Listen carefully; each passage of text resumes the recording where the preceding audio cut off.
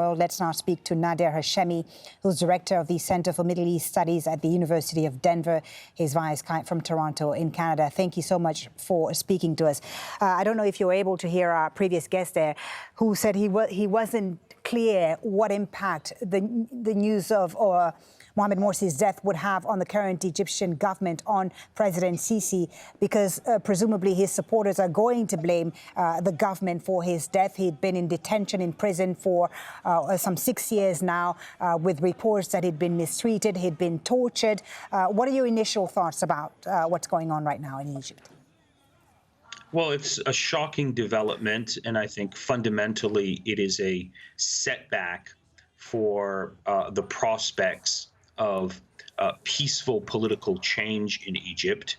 And it's going to be a victory, I think, over the long term for the forces of violence, of radical extremism, who will point to the story of Mohamed Morsi as a failed politician who respected the outcome of the ballot box, but was prevented from implementing his policies because of the Egyptian military backed by the West. So the conclusion, I think, here for many people in Egypt is that if you want to bring about political change, the only way to do it would be through violent revolution. So I think one of the long-term consequences here of the story of Mohamed Morsi is that radical extremist elements in Egypt and in the Arab world are going to interpret this story as an affirmation for their policy of violent revolution. And I think that's going to be one of the consequences that we will be seeing in the coming months and years. But was it just the Egyptian military? Because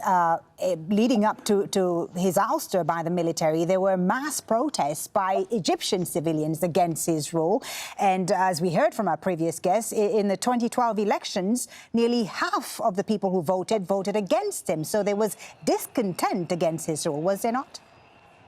Well, of course there was, but that's what democracy is. I respect Omar Afshur, but I disagree with his, assessment that he was, a divisive figure. Well, of course he was a divisive figure. Donald Trump was a divisive figure.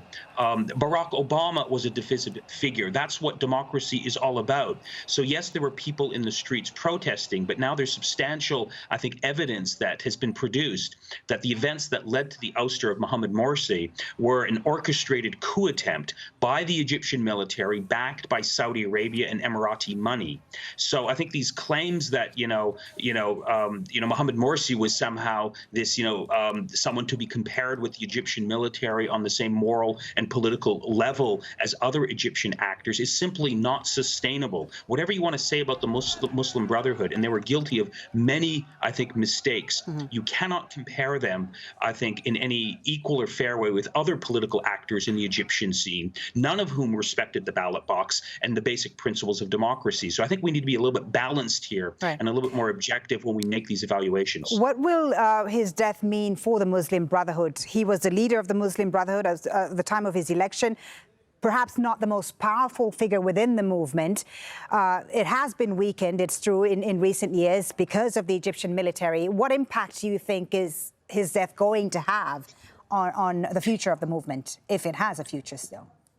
Well, I mean, that's a great question. There are deep internal divisions in the Muslim Brotherhood movement between hardliners and more moderate forces, between youth factions and, elder statesmen. I suspect the most rational, I think, interpretation of Mohamed Morsi's political career and now his tragic death is that hardline forces, more radical elements within the movement, are going to ascend to the top, and they're going to reach a conclusion that trying to bring about peaceful change through the ballot box, ends up in, a death sentence for, the leadership of the Muslim Brotherhood. So I don't see this as a, victory in any way for those people who, such as myself, who would like the Muslim Brotherhood to adopt more liberal and more democratic practices. I think the hardliners within the organization are probably going to interpret the circumstances that led to his arrest and now his death in a way that would benefit more hardline interpretations of the Muslim Brotherhood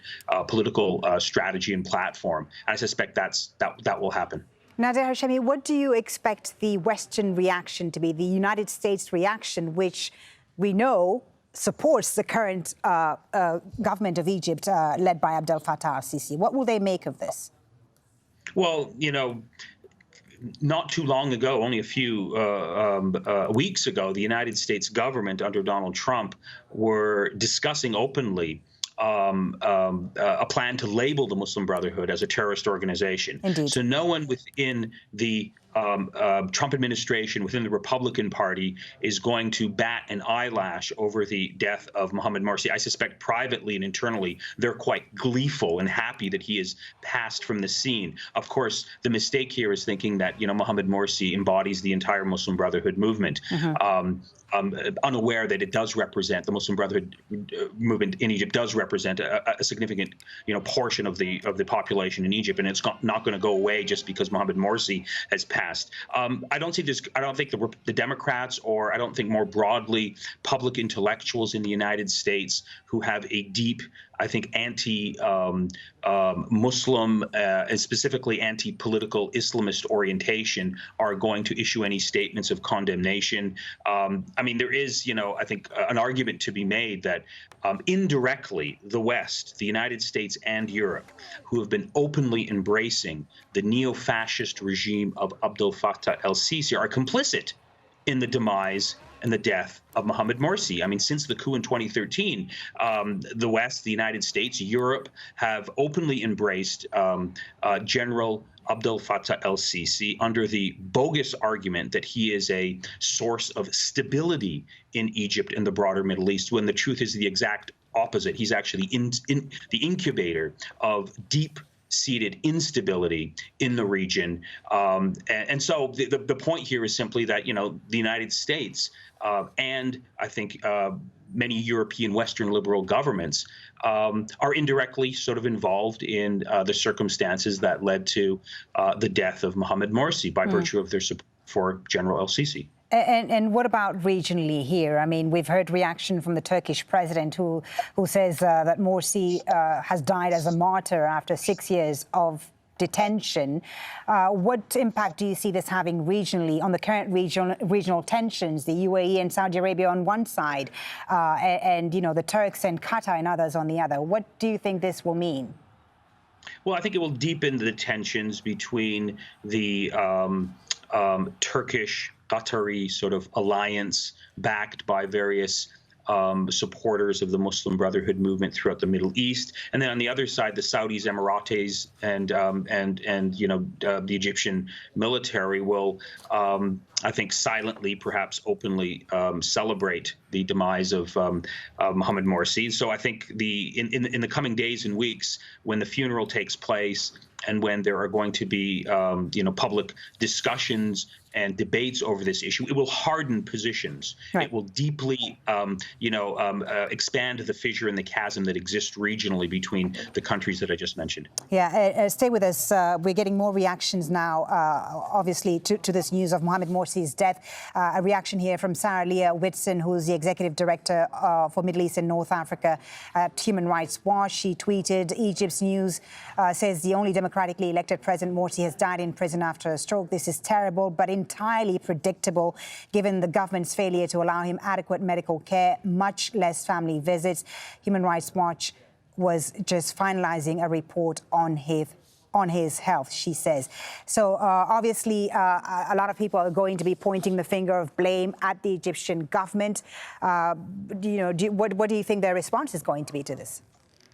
Well, the Egyptian government is going to deny any responsibility, but I think Sarah Leah Whitson of Human Rights Watch is bang on point that there needs to be an international inquiry over the circumstances that led to the death of Mohamed Morsi. If any of the pronouncements from Western governments with respect to human rights, accountability, the rule of law matter, then they should be pressing at this moment for a full, independent inquiry into the death of Mohamed Morsi, Egypt's first democratically elected president. I think that would be a real test of integrity on behalf of which country do you see leading that effort? Well, hopefully some European countries, Germany, Canada, possibly, countries that claim to stand up for the rule of law, for due process, for, access to legal representation, those countries that claim to embody liberal values, those would be the countries we'd be looking for. Certainly not the United States under Donald Trump, who continually praises the policies of the Egyptian dictator, and certainly not from some, other European countries that have elected right-wing neo-fascist governments. But members of the European Union. We would expect the European Union, foreign policy advisor to sort of make a statement on these questions. I think that, again, would be a real test of the integrity of the values that these countries claim to stand for.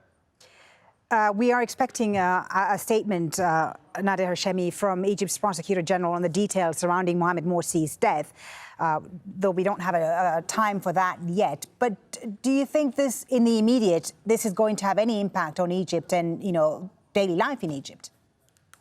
Well, I think it's going to radicalize supporters of the Muslim Brotherhood and supporters of political Islam, and it's going to, I think, confirm an argument that supporters of radical Islamist extremism, ISIS, al-Qaeda, have been making since 2013, when Mohamed Morsi was toppled. And the argument of radical Islamists has been the ballot box doesn't work, that peaceful political change doesn't work. Witness what happened to the Muslim Brotherhood, witness what happened to Mohamed Morsi. So that argument is going to be much more convincing against the backdrop of the deep repression we've seen in Egypt over the last 6 years, and specifically against the backdrop of the death of Mohamed Morsi, who has died under very suspicious circumstances.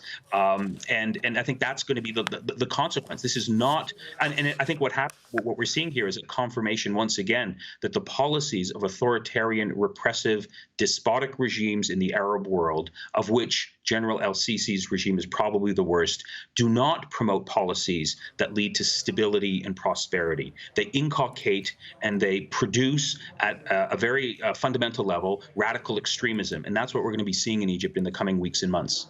Thank you so much for speaking to us, Nader Hashemi, and bringing us your reaction there to news of Mohamed Morsi's death. You're watching Al Jazeera, and